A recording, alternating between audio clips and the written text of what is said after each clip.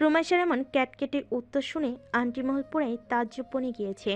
আর এরপর যখন রাফসান আর সাফওয়ান বাইরে থেকে ফিরল তখন সবাই মিলে রাফসানকেই ধরে বসলো।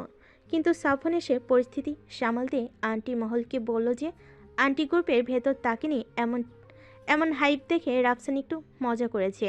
এরপর আরও কিছু বাক বিতণ্ডা শেষে সেই মামলা নিষ্পত্তি হলো। কিন্তু রুমাইশার মেজাজ ঠান্ডা হলো না। সিনথিয়া মেয়েটার উপর সে ভয়ানক রেগে আছে। তাকে বলে কিনা বেহায়া নির্লজ্জ মেয়ে, যে ছেড়ি নিজের একদিনে একটা বুইড়া ছেলে দেখে পাগল হয়ে গেছে, সে আবার অন্যেরে বলে বেহায়া নির্লজ্জ।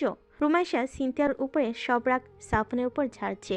ওই ঘটানোর পর আর একটা কথাও বলেনি সাফনের সাথে। চোখ মুখ শক্ত করে রেখেছে ও। আর বাড়ি ফিরে সোজা চলে গিয়েছে আয়েশার আশাকে নিয়ে যে কামড়ে আছে সেখানে। তারপর সাদমান আর শাহমিকে দিয়ে বলে পাঠিয়েছে যে সে রাতে রাশাকে নিয়ে আয়েশার কাছেই ঘুমাবে। আর সাফন যেন বাচ্চাদের নিয়ে চিলেকোঠার কামরায় ঘুমায়। সাফন কয়েকবার কথা বলতে গেছে ওর সাথে, কিন্তু রুমাইশা দরজায় খোলেনি। আয়েশা কয়েকবার জিজ্ঞেস করেছে কি হয়েছে, কিন্তু তার প্রশ্নেরও কোনো উত্তর দেয়নি রুমাইশা। মেকআপ উঠিয়ে শাড়ি বদলে শুধু পেটিকোট আর অন্তবাস পরেই শুয়ে পড়েছে রাশাকে বুকে নিয়ে। আর সাফন উপায় না পেয়ে সাদমান আর শাহমিরকে নিয়ে একা একাই চিলেকোঠার কামড়ে গিয়ে শুয়ে পড়েছে। কেন যে ওরকম পাকনামি করতে গেল ও? এখন রিমুকে ছাড়া সে কীভাবে ঘুমেবে সেই চিন্তায় করছেও শুয়ে শুয়ে। বিগত 12 বছরে একটা রাতও রিমুকে ছাড়া ও থাকেনি। রিমুকে ঘর থেকে বের করে দিলে সাফন গিয়ে সোফায় শুয়ে পড়তো। আর ভোরবেলা উঠে দেখতো তার বউ ঠিকই বুকের ওপর ঘুমিয়ে আছে। কিন্তু আজ রিমু যে খ্যাপা খেপেছে, তাতে ওর কাছে ঘুমাতে আসবে কিনা সেই ব্যাপারে সন্ধিয়ান সাফওয়ান। তারপরও কামরার দরজা লক করেনি ও, খোলে রেখে দিয়েছে। তার বইয়ের আবার ঘুমালে রাগ পড়ে যায়। এক ঘুমের পরে দেখা যাবে তিনি মেয়েকে কোলে নিয়ে দরজার সামনে দাঁড়িয়ে আছেন, কারণ বরের বুকে না ঘুমালে তার ঘুমের জুত হয় না। এসব চিন্তা ভাবনা করে বিছানা ছেড়ে উঠে নিজের চোখের লেন্স আর আর্টিফিশিয়াল রংটা খুলে নির্দিষ্ট স্থানে রাখলো সাফওয়ান। তারপর ওয়াশরুমে গিয়ে আবার একবার চোখে মুখে পানির ঝাপটা দিয়ে শুয়ে পড়ল ও। ঘুম আসবে কিনা সেটাই দেখার বিষয়। ভোর প্রায় 4টা। সাফন এতক্ষণ ধরে জেগেছিল। কিছুক্ষণ আগেই ওর চোখ দুটো লেগে এসেছে। সাফন বিছানার মাথায় ঘুমিয়ে আছে পাশ ফিরে, আর অন্য পাশে সাদমান আর শাহমির। সাফনের পরনে শুধু একটা ট্রাউজার, শরীরের অর্ধাংশ উন্মুক্ত। ঠিক এমন সময় ওর রুমে দরজা ঠেলে প্রবেশ করলো একটা অবয়। ধীর গতিতে সে এগিয়ে এলো সাফনের বিছানার দিকে। অবয়টি আরও এগিয়ে এসে সাফনের বাহু স্পর্শ করলো। নিজের হাতটা সাফনের বাহুতে মোলায়েমভাবে ছুঁয়ে দিল কুনি পর্যন্ত। ঘুম হালকা হয়ে এলো সাফনে, নড়ে উঠল ও।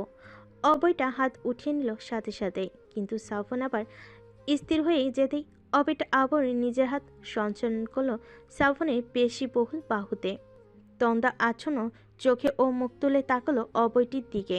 প্রথম দেখায় তাকে হঠাৎ করে রিমু ভাবলেও পরক্ষণে আগন্তুককে চিনতে পারল সাফন। আর এই পরমুহূর্তে সে কিছু বোঝে ওঠার আগেই অবয়টি ঠোঁট ডুবিয়ে দিল সাফনের ঠোঁটে।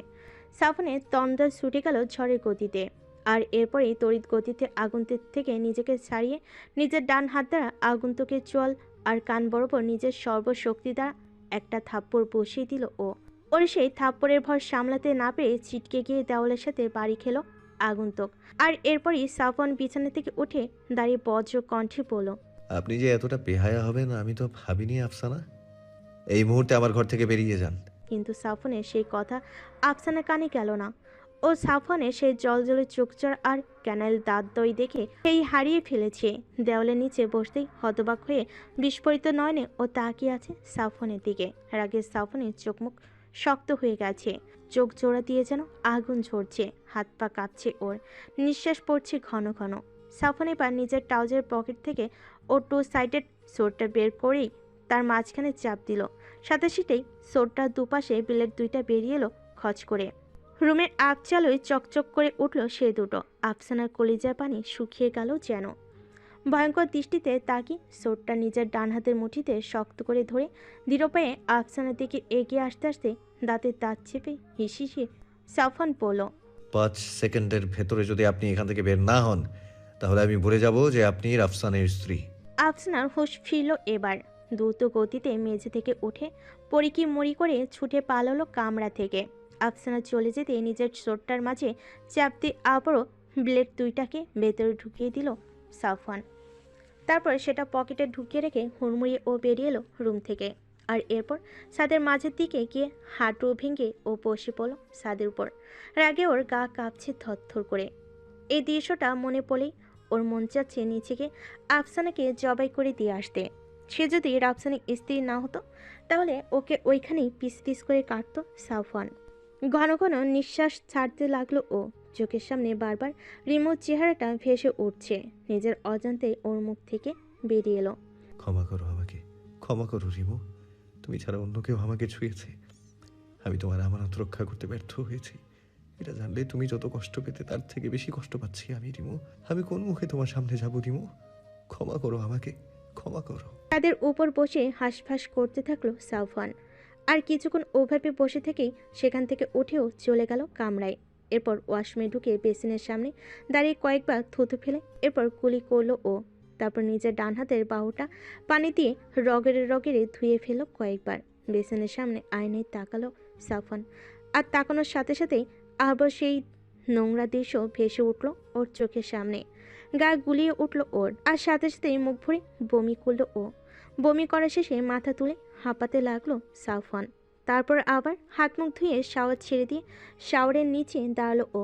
এরপর অনেকক্ষণ ধরে গোসল দিল সাফওয়ান। প্রায় ঘন্টাখানেক পর ওয়াশরুম থেকে বের হয়ে এলো ও। তারপর এসে আবার বিছানায় এলিয়ে দিল ও। ঘুমিয়ে ওর চোখ জোড়া ভেঙে আসছে। রিমুকে খুব দরকার ওর এখন এই মুহূর্তে, নইলে চোখে ঘুম থাকলেও ঘুম আসবে না ওর। ঠিক সেই মুহূর্তেই ঘুমন্ত রাশাকে কোলে নিয়ে কামরায় ঢুকলো রুমাইশা। হাতে ওর শাড়ি আর ব্লাউজ, পরনে পেটিকোট আর অন্তর্বাস, আর তার উপর দিয়ে একটা গামছা যেন ওর শরীরের অর্ধাংশে। রুমাইশাকে দেখে বিছানা ছেড়ে উঠে এলো সাফওয়ান। আর এরপরই রুমাইশার কোল থেকে রাশাকে নিয়ে বিছানায় শুয়ে দিয়ে এসে ঝড়ের গতিতে রুমাইশার গা থেকে গামছাটা খুলে ফেলে দিয়ে রিমুকে শক্ত করে জড়িয়ে ধরল সাফওয়ান। তারপর ঘুমো ঘুমো কণ্ঠে বলল, খুব ঘুম পাচ্ছে রিমু, আমাকে একটু জড়িয়ে ধরে ঘুম পাড়িয়ে দাও। তোমাকে ছাড়া আমার ঘুম আসছে না। রুমাইশা সাফওয়ানকে জড়িয়ে ধরা অবস্থাতেই ঠেলতে ঠেলতে বিছানার দিকে নিয়ে গেল। তারপরে সাফওয়ানকে বিছানায় বসিয়ে দিয়ে একটা তোয়ালে দিয়ে এসে ওর ভেজা চুলগুলো ভালোভাবে মুছিয়ে দিল। তারপর বিছানায় উঠে বালিশে মাথা দিয়ে শুয়ে পড়ল ও। এরপর সাফওয়ানের দিকে তাকিয়ে নিজের দুহাত বাড়িয়ে দিল ও বাচ্চাদের মতো। সাফওয়ান ঘুম জড়ানো চোখে তাকিয়ে ছিল ওর দিকে। রুমাইশা হাত বাড়িয়ে দিল ও নিজেও বিছানায় উঠে রুমাইশার বাড়ানো হাতের ভেতর দিয়ে নিজের মাথাটা গলিয়ে দিয়ে ওর বুকের ওপর রাখলো। আর এরপর রিমুর বুকে মুখ ডুবিয়ে ঘুমের দেশে তলিয়ে গেল ও। রুনিয়া, আয়েশা আর সাথে আরও কিছু মহিলা মিলে একসাথে সকালের খাবারের ব্যবস্থা করছেন। অনেক রাত করে ঘুমানোয় সবারই উঠতে দেরি হয়ে গেছে। আফসানা নিচে আসেনি, তার জ্বর, কপাল কেটে গেছে অনেকখানি, রক্ত পড়েছে ভালোই। রাফসান নিচে এসে খবর দিয়ে গেছে কিভাবে কেটেছে। জিজ্ঞেস করলে রাফসান বলল যে আফসানা ভোরবেলা ওয়াশরুমে পা পিছলে পড়ে গেছে, তারপর থেকেই জ্বর তার। রাফসান সকালে ফার্স্ট এইড করে দিয়েছে আর ডাক্তারকে কল করেছে, হয়তো খানিকক্ষণ পরে চলে আসবে। হলরুমে সোফায় বসে আছি সিনথিয়া আর তার মা, আর সাথে আরও কিছু মহিলা। বিবাহ ম্যানেজমেন্ট আন্টিও সেখানেই আছেন। সিনথিয়ার মুখখানা অন্ধকার, কারণ গতকাল সে সাদ্দাম হুসাইন নামে ব্যক্তিটার সাথে বিয়ের কথা শুনে নিজের সব কাজিন মহলকে অতি আনন্দের সাথে জানিয়েছিল, বিশেষ করে তার সেই খালাতো বোনকে, যে কিনা সাদ্দাত হুসাইনের উপর ক্রাশ খেয়ে বসেছিল। আর এখন সব কিছু ভেস্তে যাওয়ার পর সব কাজিনরা মিলে ওকে পচাচ্ছে। আর তার সেই খালাতো বোন তো প্রতিটা কথায় তাকে খোঁচা মারতে ছাড়ছে না। সিনথিয়া যাই বলছি তার উত্তরে কোনো না কোনোভাবে সাদ্দাত হুসাইন নামক ব্যক্তিটার প্রসঙ্গ টেনে আনছে সে ইচ্ছে করে। আর এসব সহ্য করতে করতে কাল রাত থেকে সিনথিয়া ফেড আপ হয়ে আছে। যদিও বিবাহ ম্যানেজমেন্ট আন্টি তাকে কাল থেকে ভরসা দিচ্ছেন যে সাদ্দাত হুসাইনের থেকেই ভালো পাত্র সে নিজ দায়িত্বে জোগাড় করবেন সিনথিয়ার জন্য, কিন্তু সিনথিয়া আর ভরসা পাচ্ছে না। রুমাইশারা এখনও নিচে আসেনি। রুনিয়া একবার জিজ্ঞেস করেছিলেন আয়েশের কাছে, তিনি বললেন রুমাইশা আবার সাদের কামরায় গিয়ে ঘুমিয়েছে সকালে, তাই খাবার টেবিলে খাবার দেওয়ার সময় রুনিয়া ভাবলেন কাউকে দিয়ে ওদের ডাকিয়ে আনবেন। ঠিক তখনই ছাদের উপর থেকে কয়েকজোড়া পদধ্বনি শোনা গেল। আর তার কিছুক্ষণ পরেই সাদমান আর শাহমিরকে সিঁড়ি বেয়ে লাফিয়ে লাফিয়ে নামতে দেখা গেল। আর এখনও অদৃশ্যমান রুমেশের কণ্ঠে সাবধানী বাণী শোনা গেল দুই ভাইয়ের উদ্দেশ্যে। লাফিয়ে চলতে মানা করল রুমেশা ওদের। ওদের দুজনের পরনে চারকোল রঙা প্যান্টের সাথে মশরঙা ফুল স্লিভ টি শার্ট। রুমেশা ওদেরকে সবসময় এরকম পোশাকই পরায়, এতে মানুষের মাঝে ওদের দুজনকে চিনতে কনফিউশন লেগে যায়। রুমেশা মজা পায় খুব এতে। দুজনেরই লাফালাফির শব্দে হলরুমে উপস্থিত লোকগুলো ফিরে তাকালো সেই দিকে। সিনথাও তাকালো। এর যে সাদ্দাত হুসেনের বাচ্চা কাচ্চা, তা সে কালকে রাতেই জেনেছে। বাচ্চা দুটো দেখতে একদম বাপের মতো। ওরা হলরুমে নেমে আসার কয়েক মুহূর্ত পরেই দোতলা সিঁড়িতে পা রাখলো সাফন আর রুমেশা। সাফনে কোলে বসে আছে রাশা। পিটপিট করে তাকাচ্ছে সে চারিদিকে। কিন্তু রুমেশা আজ আর কালচারাল ড্রেস পরে নেই। তারা ফ্যামিলি শুদ্ধ সবাই আজ একই রকমের পোশাক পরেছে। রুমেশার পরনে একটা শ্যাদো রঙা ব্যাঙ্গি প্যান্ট আর কফি রঙা full sleeve T shirt. Sleeve দুটো কোনো এর কাছে গুটিয়ে রাখা সাফনের স্টাইলে। টি শার্টটিতে রুমেশার দেহের অবয় খুব অল্পই বোঝা যাচ্ছে। গাঢ় মেরুন রঙা লম্বা চুলগুলো উঁচু করে ক্লাসার দিয়ে বেঁধে রাখা। কয়েকটা বেবি হেয়ার সামনে বেরিয়ে আছে। আর সাফনের পরনে ছেলেদের সাথে মিলে চারকোল রঙা প্যান্ট আর হারবর রঙা ফুল স্লিভ টি শার্ট। সে নিজেও স্লিভ দুইটা কোনোয়ের কাছে গুটিয়ে রেখেছে। আর আশেকে একটা সাদা রঙা ট্রাউজার আর গোলাপি রঙা ফুতো পরিয়ে দিয়েছে রুমেশা, যেন গরমে কষ্ট না পায়। ওদের এমন ম্যাচিং ম্যাচিং ড্রেস দেখে সবাই হা হয়ে তাকিয়ে আছে। রুমেশাকে অন্যরকম সুন্দর লাগছে, তবে তাকে দেখে কেমন যেন মাফিয়া মাফিয়া ফিল আসছে। চোখ মুখ তেমনই করে রেখেছে ও। চলো শক্ত হয়ে আছে। সিনথিয়া সহ ওর আরও কিছু কাজিনরা সিঁড়ি বেয়ে নামা রুমেশার দিকে তাকালো। গতকাল রাতের শাড়ি পরা মেয়েটার সাথে এই মেয়েটার কোনো মিল পাচ্ছে না ওরা। এই মেয়েটা যেন কালকের ওই মোলায় মেয়েটার মতো নয় একদমই। খুবই শক্ত গোছে কেউ একজন। হাঁটা চলা দেখে মনে হচ্ছে মেয়েটি স্পেশাল ফোর্সের কোনো সদস্য। এখনই প্যান্টের পেছনে টি শার্ট নিচে গুজে রাখা রিভলভারটা বের করে তাক করে সামনে যে কাউকে শ্যুট করে দিবে। আর সাফনের দিকে কেউ তাকাচ্ছেও না ভয়ে। কালকে পাঞ্জাবি পরা স্মিত হাস্যমুখ ওয়ালা পুরুষ মানুষটা যেন রাতারাতি পুরোটা পরিবর্তন হয়ে গেছে। বাদামি রঙা তীক্ষ্ণ চোখ জোড়ার উপর কালো ঘন ভুরুজোড়া কুচকে আছে আজ বরাবরের মতোই। চলদয় শক্ত, জল লাইনটা ধারালো হয়ে ফুটে আছে মুখের উপর। বাহুদয়ের পেশিগুলো স্লিপের উপর দিয়েই দৃশ্যমান হয়ে আছে। শিকারী দৃষ্টিতে সে একবার হলরুমের সোফায় বসা আন্টি মহলের দিকে তাকালো। আর সাথে সাথে তার দিকে তাকিয়ে থাকা সেখানে সবগুলো কি এক অদ্ভুত ভীতিতে চোখ নামিয়ে নিল দ্রুত। যেন ওই চোখ জোড়ায় তাকালেই কিছু একটা অঘটন ঘটে যাবে এক্ষুনি। মেয়েকে কোলে নিয়ে কোনো দিকে না তাকেই সাফন নেমে ভারী ভারী পা ফেলে চলে গেল কিচেনে রুনিয়ার কাছে। আর রুমে এসে গিয়ে আন্টি মহলের বিপরীত দিকের একটা খালি সোফায় বসলো। তারপর টিভির রিমোটটা নিয়ে নিউজ ছেড়ে দিল। ও এসে বসার সাথে সাথেই আন্টি মহল আর সিনথিয়ার কাজিন মহল পুরাই চুপ মেরে গেল। কেউ আর কোনো কথা বলছে না। সবাই রুমেশার অগোচরে ড্যাপ ড্যাপ করে তাকিয়ে দেখতে থাকলো ওকে। রুমেশা নিউজ ছেড়ে দিয়ে পকেট থেকে ফোন বের করলো। তারপর শাপিনের কাছে কল লাগালো। শাপিন এখনও রুম থেকে বের হয়নি। নতুন বউ নিয়ে সে সেই যে ঘরে ঢুকেছে, এখনও তার বের হওয়ার নাম নেই। 2-3 বার রিং হওয়ার পর শাপিন কল রিসিভ করে বলল, হ্যাঁ আপু বলো, কিছু লাগবে তোমার? কিরে, তুই বেরোচ্ছিস না কেন রুম থেকে? লোকজন বউ দেখতে আসবে এক্ষুনি। অলরেডি হয়তো আসা শুরু করেছে। আর তুই বউ নিয়ে সেই যে কাল রুমে ঢুকেছিস আর বেরোনোর নাম নিচ্ছিস না, নাকি আজ বেরোবি না বলে ঠিক করেছিস? আপু, বের হতাম অনেক আগেই, কিন্তু মা কাল রাতের বেলাতেই একটা শাড়ি দেখিয়ে সকালে পরতে বলেছিল সানিয়াকে। কথা ছিল আফসানা ভাবি এসে পড়াবে, কিন্তু পরে শুনলাম ভাবি নাকি শরীর খারাপ আর মাও ব্যস্ত। আর তোমাকে কল করলাম কয়েকবার, তার নট রিচেবল দেখালো। এদিকে এ বেচারি শাড়ি পরতে পারে না, তাই দুজন মিলে চেষ্টা করছি অনেকক্ষণ ধরে, কিন্তু পারছিই না। আচ্ছা আমি আসছি, দাঁড়া। বলেই কল কেটে দিয়ে ও দোতলার দিকে এগুলো। ও উঠে যেতেই সবাই যেন হাঁপ ছেড়ে বাঁচল। এতক্ষণ ওরা দমও নিচ্ছিল আস্তে আস্তে, যেন দম নিতে একটু বেশি জোরে শব্দ হলে সামনের এই অসাধারণ আর অদ্ভুত সুন্দর মেয়েটা তাদেরকে গলা ধরে বলবে, শব্দগুলি কেন, উত্তর দে। সাফন কিচেনে ঢুকে রুনিয়া আর আয়েশার উদ্দেশ্যে গমগমে কণ্ঠে বলে উঠল, আপনাদের সাথে আমার কিছু কথা আছে প্রাইভেটলি। সাফন এই কথা উচ্চারণ করা মাত্রই বাকি মহিলাগুলো যে যার কাজ ফেলে তড়িঘড়ি করে কিচেন থেকে বেরিয়ে গেল। কিচেনে রইলেন শুধু রুনিয়া আর আয়েশা। সাফন কিচেনের দরজাটা কিঞ্চিত ভেজিয়ে দিয়ে রুনিয়ার দিকে এগিয়ে গিয়ে বলল, মা, আমি আমাদের ফিরে যাওয়ার টিকিট কেটে ফেলেছি। কাল পরশুর ভেতরেই আমরা দেশ ছাড়ব। সাফন এখনও রুমাইশাকে আফসানার ওই ঘটনার ব্যাপারে কিছুই জানায়নি। যত দ্রুত সম্ভব আমাজনে ফিরে গিয়েই রুমাইশাকে সব জানানোর সিদ্ধান্ত নিয়েছে ও। নইলে রিমু যে মেজাজি, দেখা যাবে রাগের বশে গুরুতর কিছু করে ফেলেছে। এ ব্যাপারে একমাত্র সাফিনের সাথেই কথা বলারই সিদ্ধান্ত নিয়েছে ও। সাফনের চলে যাওয়ার কথা শুনে রুনিয়ার বুকটা ধক করে উঠল। তার বুকে ফেরা মানিক আবার তাকে ছেড়ে বিদেশে পাড়ি জমাবে শুনেই তার বুকটা যেন খালি হয়ে গেল নিমিষে। ধরা গলায় তিনি জিজ্ঞেস করলেন, এত তাড়াতাড়ি কেন যাবি তুই? কয়েকটা মাস থেকে তারপর জানা। গত 12টা বছর তোদেরকে আমার কাছে পাইনি, নাতি নাতনিদেরকে মন ভরে একটু আদর করতে পারিনি, আর তোরা গত পরশু এসে বলছিস কাল পরশুর ভেতরেই চলে যাবি। এটা কি মায়ের মন মেনে নিতে পারে? বল আমাকে একটু। আমরা আরও বেশ কিছুদিন থাকার প্ল্যান করেই এসেছিলাম মা, কিন্তু কিছু সঙ্গত কারণে আর থাকা সম্ভব হচ্ছে না। আর তাছাড়া আমার ল্যাব আছে সেখানে, জানোই তো। আমাকে একটা বিজনেস সামলাতে হয়।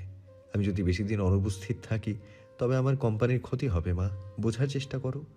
আর তাছাড়া লিন্ডা সেখানে একা আছে। সে রিমুর সান্নিধ্য ছাড়া খাবার খেতে চায় না।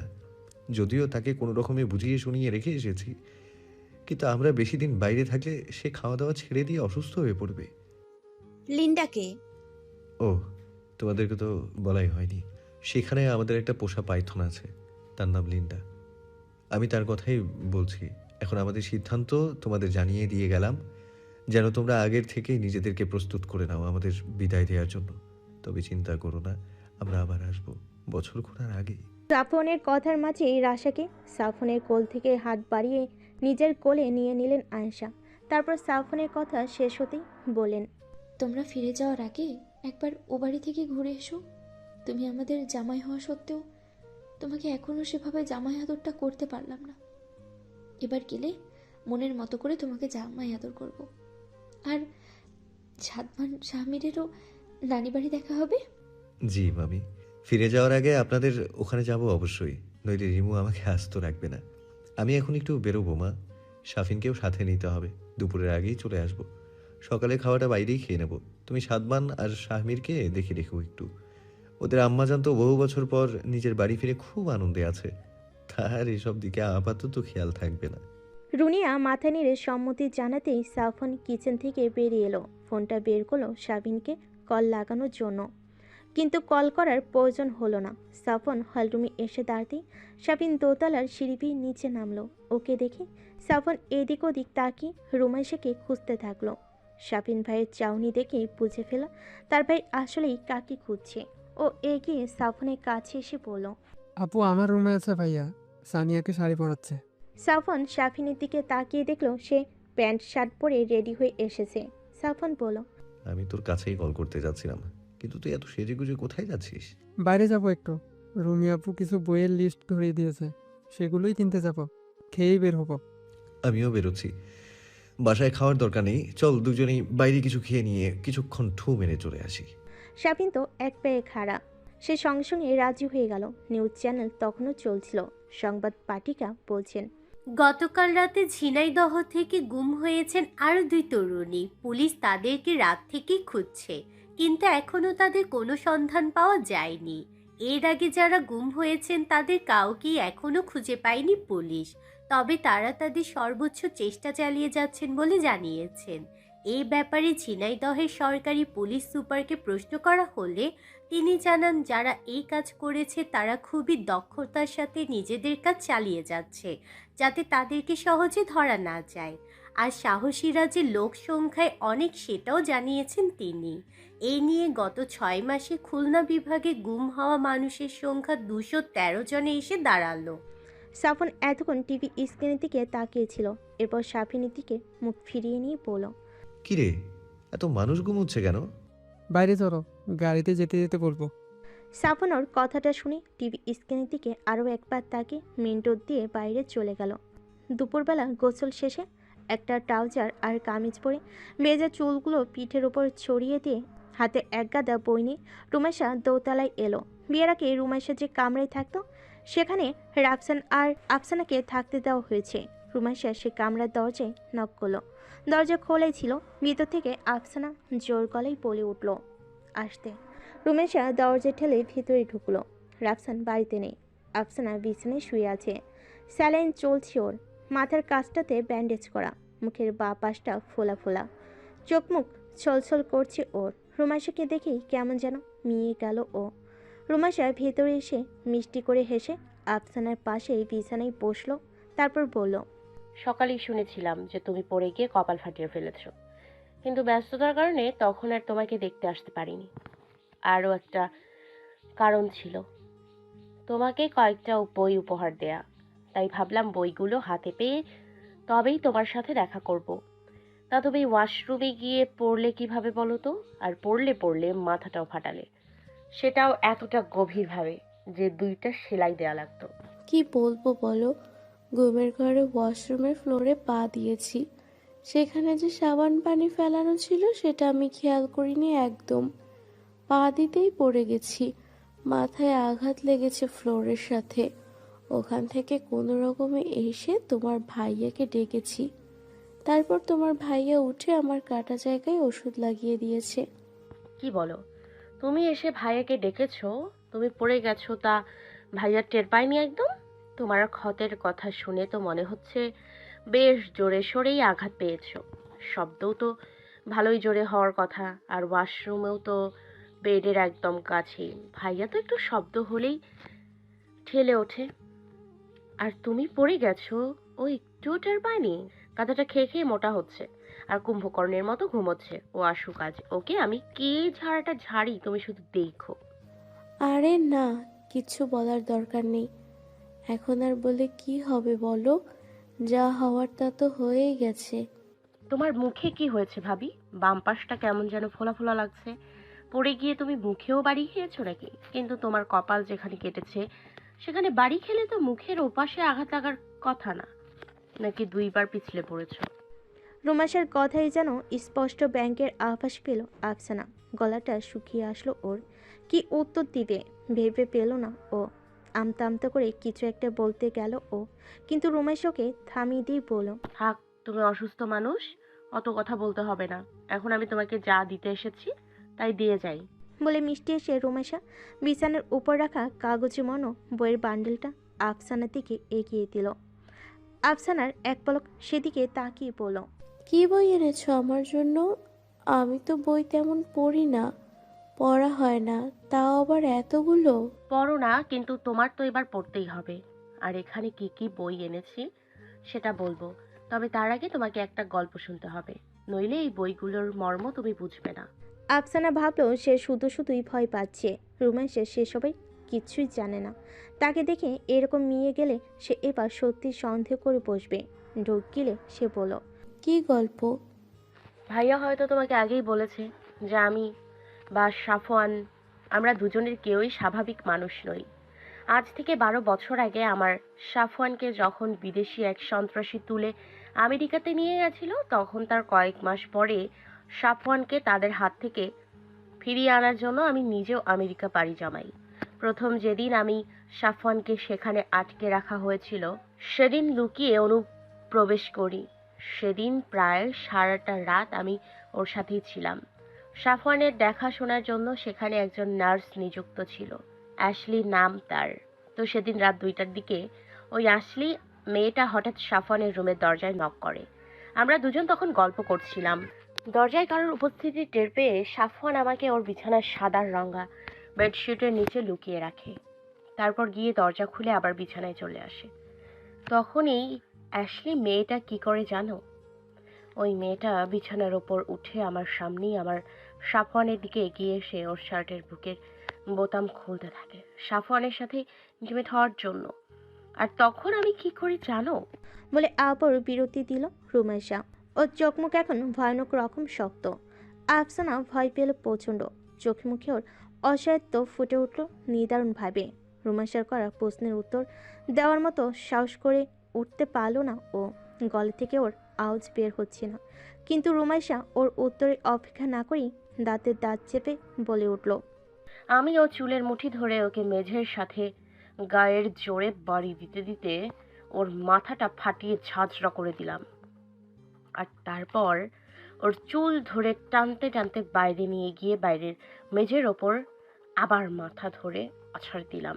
দিতেই থাকলাম। ওর জান বেরিয়ে না যাওয়া পর্যন্ত ওর মাথাটা আমি মেঝের সাথে আছাড় দিলাম। এরপর কি হলো জানো? মেয়েটা মরে গেল। আফসোস। রুমেশা তাকিয়ে রইল আফসানার ওই ভয়ার্ত মুখের দিকে।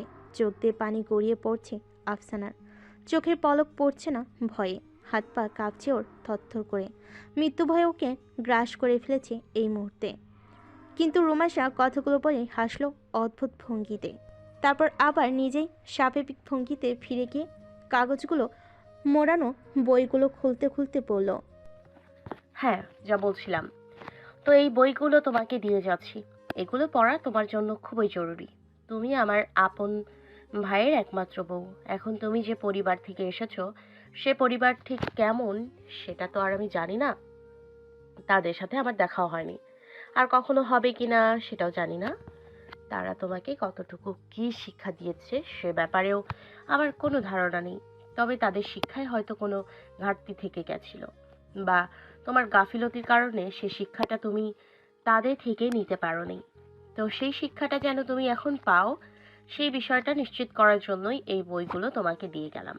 এখানের বইগুলোর বিষয়বস্তু হচ্ছে একটা মেয়ের তার স্বামী, সন্তান ও পরিবারের প্রতি কি কি দায়িত্ব আছে, বা সে কিভাবে তার নজর আর চরিত্রের হেফাজত করবে, কিভাবে পরপুরুষদের থেকে নিজেকে দূরে রাখবে, কিভাবে নিজের স্বামীর প্রতি সন্তুষ্ট থাকবে, এইসব। তো এইগুলো তুমি ভালোভাবে মন দিয়ে পড়বে, একদম মুখস্থ করে ফেলবে। আমরা খুব দ্রুতই দেশ ছাড়ছি, তবে বছর খানেক পর আমরা আবার ফিরব। তখন কিন্তু আমি টু দ্য পয়েন্টে তোমাকে এই বইগুলো থেকে প্রশ্ন করব। যদি ঠিকঠাক উত্তর না দিতে পারো, তবে তোমার ঠিক কি করব তা আমি এখনো ভেবে দেখিনি, পরে ভাববো। ঠিক আছে, এখন আমি যাই। কেমন? ভালো থেকো তুমি, আর দ্রুত সেরে ওঠো। এই কথাগুলো বলেই রুমেশা বিছানা থেকে নেমে গট পায়ে হেঁটে চলে গেল বাইরে। আফসানার দিকে ফিরেও তাকালো না। আর আফসানা ভয়ে অনুশোচনায় বিছানার সাথে ফিট হয়ে রইল। চোখের সামনে তার এখনও রুমেশা সেই আগুন ঝরা চোখ দুটো ভাসছে। কিছুতেই সেই দৃশ্যকে সামনে থেকে সরাতে পারছে না ও। আফসানাকে বইগুলো দিয়ে রুমেশা যখন রুমে এলো, তখন সাফওয়ান বিছানায় বসে বালিশে হেলান দিয়ে ল্যাপটপে কিছু মেইল দেখছিল। রাশা বিছানায় খেলছে। সাদমান আর শাহমির সকাল থেকেই নিচতলায়। বর্তমানে তারা দুজন দাদিমা আর নানুমণির সাথে ভাত ঘুম দিচ্ছে। রুমেশা রুমে ঢুকতেই সাফওয়ান তাকালো ওর দিকে। ওর থমথমে মুখ দেখে সাফওয়ান আন্দাজ করলো কিছু একটা গড়বড় হয়েছে, কিন্তু কিছু আর জিজ্ঞেস করলো না। রুমেশা সাফওয়ানকে পাশ কাটিয়ে বিছানায় উঠে বসলো। তারপর সাফওয়ানের দিকে পেছন ফিরে শুয়ে পড়ে রাশাকে বুকের ভিতর নিয়ে ঘুমানোর প্রস্তুতি নিল। সাফওয়ান দেখলো ওকে কিছুক্ষণ, বোঝার চেষ্টা করলো তার বইয়ের মাথায় আসলে কি চলছে, কিন্তু কিছুই মাথায় এলো না ওর। একটুখানি বিরতি দিয়ে গলা খাকারি দিল সাফওয়ান। তাতেই রুমেশার কোনো হেলদোল দেখল না ও। সাফওয়ান এবার জিজ্ঞেস করলো, না খেয়ে ঘুমিয়ে পড়েছ যে? শরীর খারাপ লাগছে? না, ঠিক আছি। শাফিনকে দিয়ে অতগুলো ইসলামিক বুকস নিলে যে হঠাৎ, কিন্তু একটাও তো রুমে দেখছি না। ওগুলো একজনকে গিফট করেছি, খুব দরকার ছিল তার। কাকে গিফট করলে? আমাকে তো কিছুই জানালে না। আফসানাকে। সাফওয়ান সাথে সাথেই চমকে তাকালো তার দিকে, পেছনে ফেরানো রুমেশার দিকে। রুমেশা যে শুধু শুধু আফসানাকে ইসলামিক বই গিফট করবে না, এটা বেশ ভালোভাবেই জানে সাফওয়ান। রুমেশা যে কাল রাতের ঘটনা কোনোভাবেই জেনে গেছে, সেটাও বেশ ভালোভাবেই বুঝতে পারলো ও। শুকনো একটা ঢোক গিলল সাফওয়ান। তারপর কোল থেকে ল্যাপটপটা নামিয়ে টেবিলের ওপর রেখে দিয়ে নিজের বালিশে শুয়ে পড়ল ও।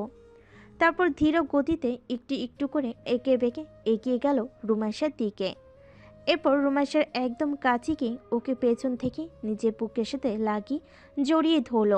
তারপর রুমেশার ডান হাতের নিচ দিয়ে নিজের ডান হাতটা গলিয়ে দিয়ে রুমেশার পেটের উপর রাখলো। আধো ঘুমিয়ে থাকা রাশা সামনের উপর হঠাৎ বাবার হাত দেখতে পেয়ে খলবলিয়ে উঠে রুমাইশার বুকের কাছ থেকে সরে পেটের কাছে চলে এসে বাবার হাত নিয়ে খেলতে শুরু করলো। রাশা জেগে যাওয়াই চটে গেল রুমাইশা।